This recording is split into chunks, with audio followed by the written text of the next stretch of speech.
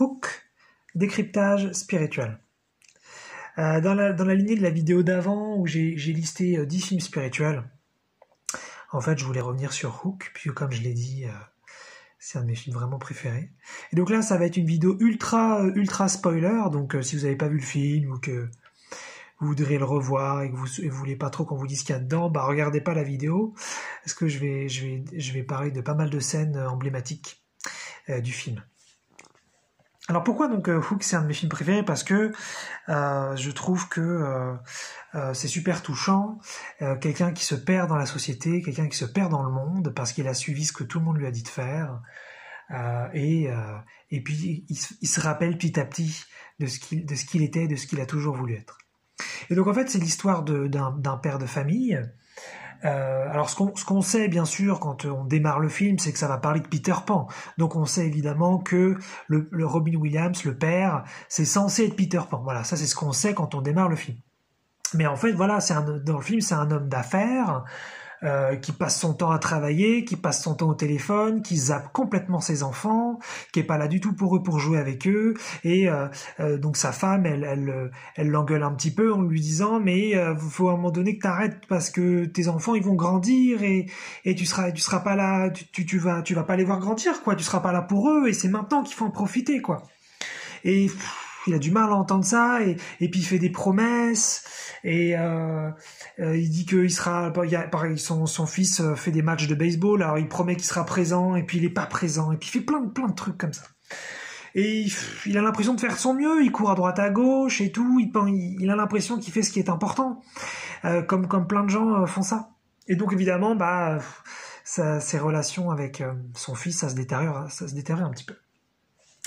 Et puis ils vont à un moment donné voir la grand-mère qui s'appelle Wendy pour, je sais plus, c'est pour Noël, pour passer un petit peu les fêtes ensemble, donc très bien. Et Wendy, elle se souvient que c'est Peter Pan. Mais Robin Williams, lui, il a complètement oublié que c'était lui Peter Pan. Il a complètement oublié que c'était un héros. Et c'est ça en fait, la plupart d'entre nous, on a complètement oublié qui on était vraiment, qu'on était Dieu et qu'on était la puissance et la joie et la magnificence quoi. Et donc Wendy, elle le reçoit donc chez eux et elle hallucine un petit peu parce qu'il y a un contraste dingue entre le Peter Pan qu'elle a connu, qui volait dans les airs, qui était un aventurier, qui s'amusait comme un petit fou, et cet homme d'affaires très très sérieux, qui est plus drôle du tout, ou alors qui fait des vieilles blagues de vieux, pas marrantes du tout. Et qui est hyper coincée, donc voilà, c'est un peu étrange. Et donc elle essaye à un moment donné, elle prend un moment avec lui, elle fait du quality time comme on dit, et puis elle ouvre un livre et elle lui montre dans un livre Peter Pan et elle lui dit tu vois, est-ce que tu te souviens que c'est toi? Et l'autre il dit d'accord, l'autre elle est vieille, elle est sénile, elle dit n'importe quoi, c'est bon quoi. Et voilà, donc il se moque d'elle et puis il passe à autre chose. Et puis, il se passe que voilà, les enfants vont être enlevés par le capitaine Crochet, et qu'à ce moment-là, il n'y avait aucun adulte ou quasiment dans la maison. Et donc quand les parents reviennent, ils découvrent que les parents ne sont pas là, et donc forcément ils sont très que les enfants ne sont pas là, et donc évidemment ils sont très très inquiets, et puis ils savent pas trop quoi faire, et voilà, donc il y a la police, il y a tout ça, et c'est là où on va commencer à entrer un petit peu dans le spirituel. C'est que donc à un moment donné il y a Robin Williams, donc l'ancien Peter Pan, qui se balade dans la chambre je sais plus dans quelle chambre d'ailleurs, dans la chambre où les enfants ont été enlevés je crois. Et il y a un moment donné, il regarde par la fenêtre et il y a une petite lumière qui arrive et c'est la fée Clochette.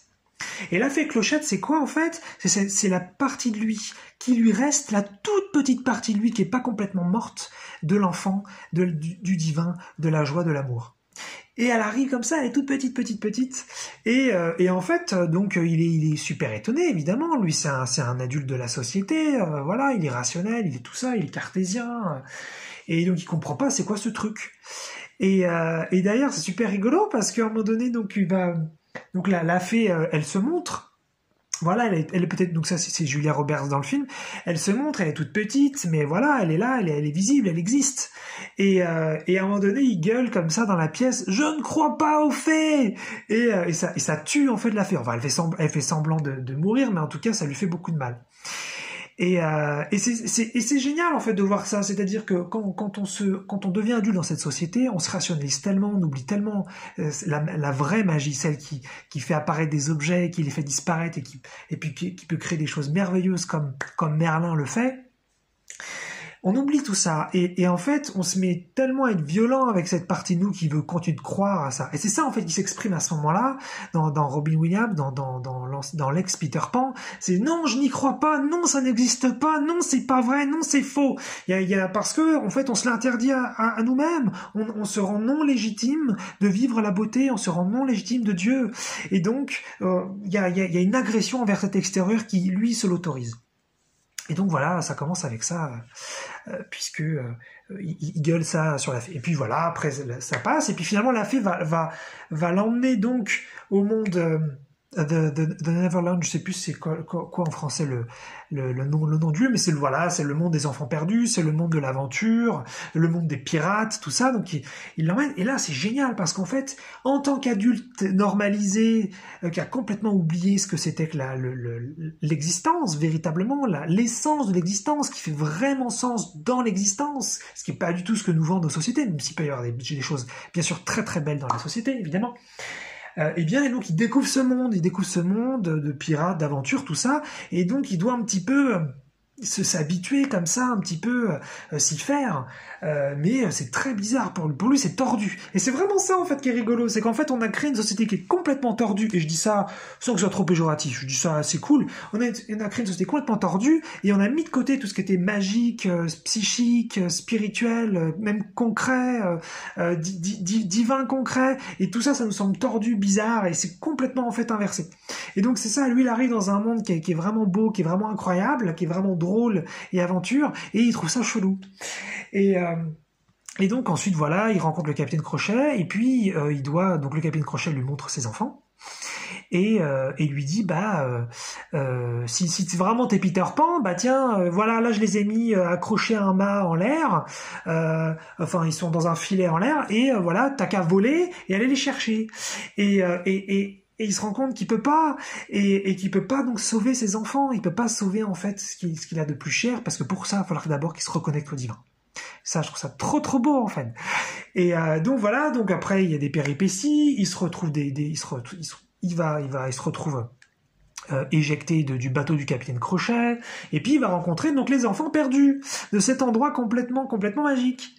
Et donc c'est vraiment quelque chose qui le dépasse, parce que les enfants perdus ils sont là, ils s'amusent, ils sont autonomes, ils sont indépendants, on se demande qu'est-ce qu'ils font là, et ils ont une vie donc sans adultes, enfin voilà, et donc il est complètement contrasté par ça, il comprend vraiment pas. Et alors les enfants perdus sont pas hyper sympas avec lui au début, ils le taquinent un peu fortement, et il y a un moment mais vraiment magnifique où en fait il y a le chef de la bande qui est pas très content que Peter Pan soit revenu, parce qu'il sent qu'il va perdre un petit peu son rôle de chef si ça continue comme ça, que si Peter Pan c'est vraiment lui, il pourrait prendre le dessus. Et donc il fait un peu de démagogie comme ça, et il tire en fait avec son épée une ligne sur le sol très très très symbolique, et il dit voilà, tous ceux qui pensent que c'est Peter Pan, vous vous mettez là-bas, et tous ceux qui pensent que ça ne l'est pas, vous vous mettez avec moi de ce côté. Et là, c'est super marrant, parce qu'en fait, il y a tous les enfants qui se mettent finalement du côté où ils ne croient pas que c'est Peter Pan, sauf un enfant qui reste donc du côté de la ligne, qui pense que c'est Peter Pan. Et ce qui est super marrant, c'est que Robin Williams, c'est encore ex-Peter Pan, il se met aussi du côté de la ligne de ceux qui pensent qu'il n'est pas Peter Pan. Donc au moins il est cohérent, mais c'est super rigolo. Et donc en fait, à un moment donné, il se fait pousser par les enfants pour qu'il aille du bon côté de la ligne. Et ce qui est génial, c'est qu'en fait, il ne croit pas en lui. Il croit plus dans le divin, lui. Il croit plus dans la magie. Il croit plus dans les esprits de la nature, dans les choses merveilleuses qui sont possibles, qu'on a oubliées en tant qu'humain et qu'on s'est interdit en tant que société. Et il y a cet enfant qui, lui, il est capable de douter. Il est le seul du côté de la ligne avec lui. Et lui, Peter Pan, il est incrédule. Il s'en fout en fait, pour lui il est convaincu que c'est pas lui Peter Pan et que tout ça c'est une mascarade et qu'il est dans un endroit complètement chelou et bizarre. Et là il y a une scène tellement belle où il y a donc ce petit enfant qui lui demande de se mettre à genoux et il va lui toucher en fait le visage comme ça, il va le palper et en fait il va essayer de se souvenir de est-ce que c'est Peter Pan ou pas, parce qu'évidemment si c'est Peter Pan, bah c'est un Peter Pan qui a grandi. Parce que quand eux, les enfants perdus, ont connu Peter Pan, il était donc beaucoup plus jeune, et donc le visage a forcément évolué. Et donc ce petit enfant, il essaie de savoir, est-ce que cet adulte qui est devant lui c'est l'ancien Peter Pan, et donc est-ce qu'il peut reconnaître des traits du visage qui seraient Peter Pan. Et en fait, après un certain temps, il le voit, il reconnaît Peter Pan, et il fait « Oh, mais tu es revenu !» Et là, il y a des enfants qui comprennent qu'il a vu quelque chose que eux n'avaient pas vu, et donc il y en a plein qui passent de l'autre côté de la ligne et qui commencent à célébrer le retour de Peter Pan. Et lui-même, Peter Pan, il comprend pas, parce que tout le monde voit quelque chose chez lui qu'il ne voit toujours pas. Et ça encore, super magique, c'est qu'on a ce divin interne, cette magie interne, ce truc merveilleux qu'est là, qui nous dit « Mais t'es magnifique, t'es Dieu, t'es la puissance, t'es la joie, t'es l'amour, arrête de te dire que tu l'es pas. » Et c'est ça en fait, à tous les enfants qui sont autour et qui sont en train de le célébrer parce que Peter Pan est revenu, mais même lui, donc Peter Pan, Robin Williams, mais de quoi il parle, ils sont tous fous quoi. Donc ça vraiment c'est une des scènes vraiment sublimes que je trouve profondément touchante. Et puis donc ensuite, comme il se laisse un petit peu convaincre, et puis en plus de ça, s'il veut récupérer ses enfants, bah va falloir qu'il redevienne Peter Pan, donc ça veut dire qu'il se rappelle la magie interne, et puis qu'il réapprenne à voler, et puis pour ensuite donc sauver ses enfants. Et donc il doit suivre un entraînement très très intensif et très très fort par les enfants perdus pour donc essayer de se souvenir de tout ça. Et ce qui est super intéressant, c'est que ça marche pas du tout. Il fait plein d'efforts, il souffre, il galère, mais en fait il est dans le cerveau gauche, il y croit pas, il pense que tout ça c'est pas vrai, même si quand même il se bouge, hein, il fait pas rien et tout. Et donc voilà, il passe comme ça toute une journée à faire des trucs complètement dingues. Et puis donc à la fin, il est super fatigué, il n'en peut plus. Et arrive donc le banquet. C'est censé être le moment, où ça y est, après tous ces efforts, après toutes ces journées de galère, ils vont pouvoir enfin dîner, enfin se reposer, enfin se tranquilliser. Et là, ça va être une scène complètement dingue aussi. Il y a quelques scènes comme ça complètement folles. En fait, tous les enfants perdus, ils mangent ce qu'ils imaginent. Et c'est ça qu'on est en tant que divin. On crée notre réalité et on crée absolument tout. Et on peut aussi créer de la matière à partir de l'énergie cosmique. Même si je ne sais pas le faire et que je ne connais pas de gens qui savent le faire, ou il y a peut-être quelques personnes sur Terre qui savent le faire, c'est notre héritage, c'est ce que nous sommes. Et c'est pas grave si on sait pas le faire à cette époque-là et qu'on ne saura pas le faire dans un futur proche. C'est ce que nous sommes dans tous les cas. Et donc, ces enfants perdus, ils le savent très bien. Et donc, tout simplement, ils imaginent ce qu'ils veulent manger et ils le mangent.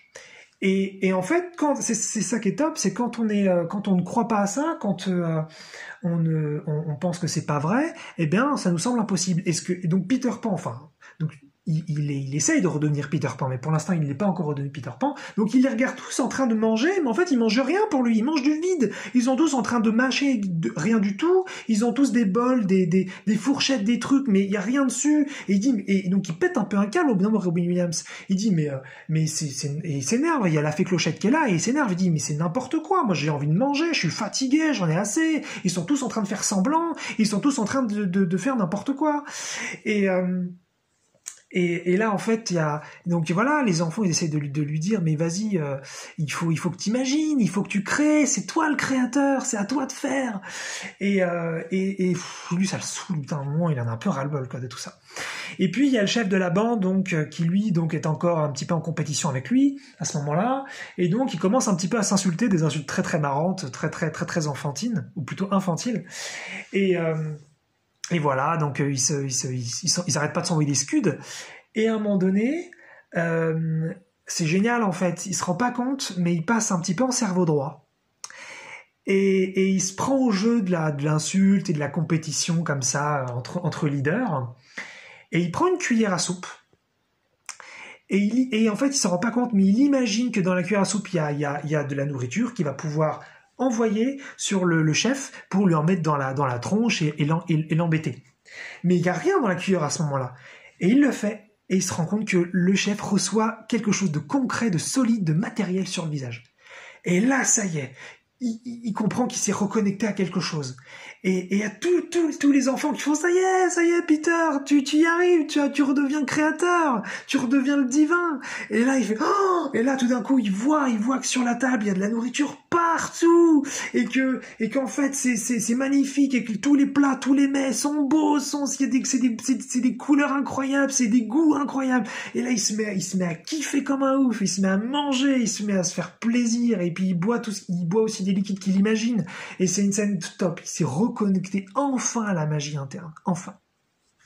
Donc ça, c'est vraiment une scène où ça représente vraiment ce que nous sommes en tant que civilisation, en tant que société, où on a complètement oublié cette magie et on essaye encore de faire des efforts et de faire des actions et de souffrir pour obtenir des choses à l'extérieur. Et puis, donc voilà, il est à mi-chemin, c'est-à-dire maintenant ça y est, il est revenu, il redevient Peter Pan. Mais maintenant, il y a un truc qu'il n'a pas encore réussi à faire, c'est voler. Et c'est très très important pour Peter Pan, la capacité de voler, ça va vraiment avec. Et donc le lendemain, donc il est content, hein, il a quand même réussi à se souvenir de trucs et tout, c'est vachement bien, c'est donc bravo à lui et tout. Et donc il essaye de voler, il essaye de faire des trucs, il monte sur des rochers, il se jette en l'air, il essaye donc voilà de voler, mais il n'y arrive pas, il galère, il tombe par terre, il se fait mal, bon. Et puis il se passe des choses, il se retrouve à un moment donné dans une grotte, hein, et en fait c'est un vieux truc donc où ils étaient quand ils étaient petits, et où en fait ils jouaient tous à cet endroit, les enfants perdus, lui, la fée Clochette, Wendy, ils jouaient à cet endroit et ils jouaient dans l'imagination, et puis voilà, ils s'amusaient comme des petits fous. Et c'est là en fait il apprend pourquoi il a arrêté d'être Peter Pan. Et il a arrêté d'être Peter Pan parce que en fait sa femme est devenue enceinte, et à un moment donné il se rend compte que quand son fils, donc son premier enfant, est né, il peut plus s'amuser dans le monde, dans The Neverland, il peut plus s'amuser dans le monde des enfants perdus, il faut qu'à un moment donné il prenne ses responsabilités de père, et donc il arrête d'être Peter Pan. Et au moment en fait où il se souvient de ça, il se reconnecte à la pensée qu'il avait oubliée, du papa qui prend son fils dans ses bras pour la première fois, et il se souvient d'une joie absolument incroyable qu'il avait oubliée. C'est pour ça d'ailleurs qu'il n'était pas si attentif vis-à-vis de ses enfants, même s'il les aimait bien sûr, mais il était tellement parti dans le business, donc il faut gagner de l'argent, il faut faire attention à ci, il faut faire attention à ça, et donc il avait oublié finalement l'amour véritable qu'il portait à ses enfants. Et là il se souvient de l'amour donc pour son fils, un amour hyper fort. Et là, il se met à voler. Il soulève de je sais pas, peut-être de 20-30 centimètres. Et il s'en rend compte. Et donc, il se met à prendre peur. Et c'est super intéressant, ce moment. Il se met à prendre peur, en fait, parce qu'il se rend compte qu'il vole, il se rend compte qu'il en est capable, et ça le fait flipper. Et là, il redescend vers le sol. Et juste avant qu'il touche le sol, il essaie de se souvenir de la pensée joyeuse. Et hop, il arrive à ne pas toucher le sol et à rester dans les airs. Et là, ça y est, il va reprendre ses habitudes pour pouvoir voler. Et ça, c'est énorme. C'est vraiment, on en revient à cette histoire de non méritante de la lumière, la sous-personnalité dont j'ai parlé, je crois, dans la série 3 de la famille interne. C'est vraiment cette idée qu'on a tellement peur de devenir puissant, on a tellement peur de devenir des vrais dieux, des vrais créateurs, des vrais magiciens, des vrais mages, des vrais enfants. Et en même temps, on pourrait être tout à fait responsable et ne pas faire n'importe quoi, évidemment. Et c'est ça en fait, on a vraiment peur de ça, et ce qui fait que quand on se rend compte qu'on a un petit peu ça en nous, parfois on se dit oh là là là là, non, c'est too much, je suis pas légitime, j'ai pas le droit, je mérite pas, pourquoi moi et pas les autres, alors qu'en fait c'est tout le monde, c'est pas juste nous, c'est tout le monde. Et donc voilà, et donc c'est ce souvenir de cette beauté interne et de cette joie. Et c'est ça en fait le vol de Peter Pan dans le film, et en même temps d'un point de vue métaphorique, c'est pour voler ou pour devenir créateur, c'est se rappeler de la joie, se rappeler de ce qui compte vraiment pour nous et ce qui nous touche le plus, et de rester là-dessus. Et c'est ça qu'il fait pour pouvoir ensuite voler dans les airs, et ce de façon autant qu'il veut. Il faut qu'il reste connecté à la joie, à une pensée joyeuse. Et c'est à un moment donné d'ailleurs ce qu'il va dire à son fils quand il le croise. Il est sur le bateau en train de faire la guerre entre des pirates, les enfants perdus, le capitaine Crochet, et il vole, et son fils hallucine, il voit son père voler, il est comme un dingue. Et il lui explique, à ce moment-là, il lui explique Peter Pan qu'il a dû retrouver une pensée heureuse et que sa pensée heureuse c'était lui. C'est un moment super beau, super touchant. Et il a un sourire, Robin Williams, mais incroyable. C'est vraiment l'adulte qui est redevenu enfant, mais pas l'enfant qui fait juste des bêtises pour juste rigoler. C'est très bien aussi, bien sûr. Mais non, c'est devenu un adulte enfant. C'est vraiment, c'est tout ce qui était à l'intérieur, qui était caché depuis longtemps, c'est réautorisé, c'est représent, c'est remanifesté. C'est absolument sublime. Et puis voilà, donc. Ensuite, voilà, le film se termine et puis il y a une autre petite scène beaucoup plus simple, qui est très sympa. En fait, au début du film, dans la maison de Wendy, quand ils arrivent pour les fêtes de Noël, il y a un vieux monsieur qu'on connaît pas trop, qu'on comprend pas trop ce qu'il fait, mais dans la maison, on le croise un petit peu, il se balade à quatre pattes et il dit qu'il cherche ses billes. Et tout le monde pense, et le spectateur aussi pense qu'il est un petit peu fou, quoi. Il est un petit peu vieux. Bon, il cherche ses billes et puis il arrête pas de répéter ça. J'ai perdu mes billes, j'ai perdu mes billes, j'ai perdu mes billes. Et en fait, Peter Pan, quand il est dans le monde des enfants perdus, il retrouve les billes. Et donc à la fin du film, parce que en fait c'était un ancien, le vieux monsieur était un ancien enfant perdu, ce qu'on savait pas forcément. Et donc voilà, il retrouve ses billes et à la fin du film, il lui donne les billes. Et ce qui est génial, c'est qu'à ce moment-là, donc le très vieux monsieur prend les billes, son visage s'illumine et il se remet donc lui aussi à voler. Il se remet lui aussi, grâce à un petit peu d'aide de la fée Clochette, à se reconnecter à son enfant intérieur. Et en fait, c'était quoi les billes? C'était un symbole de son enfance qu'il cherchait partout. Il cherchait un symbole de la joie, du divin, de l'amour. Et c'est ça en fait qu'on fait un petit peu tous. On cherche notre sensibilité, on cherche notre joie, et là lui c'est les billes, mais chacun son symbole évidemment, chacun son petit truc, son petit objet ou sa pensée, parce que lui ce serait les billes, et puis pour Peter Pan ce serait son premier enfant dans les bras. Donc chacun sa joie, chacun son souvenir, mais c'est ça en fait, c'est de se rappeler du divin pour réaccéder aux capacités merveilleuses qu'on a tous, qui sont notre héritage, et que même moi, là, je suis honnête, quand je dis ça, je ressens ma non-légitimité, je ressens que je suis non-légitime à ces choses merveilleuses, et c'est bien de le dire, parce que c'est honnête au moins.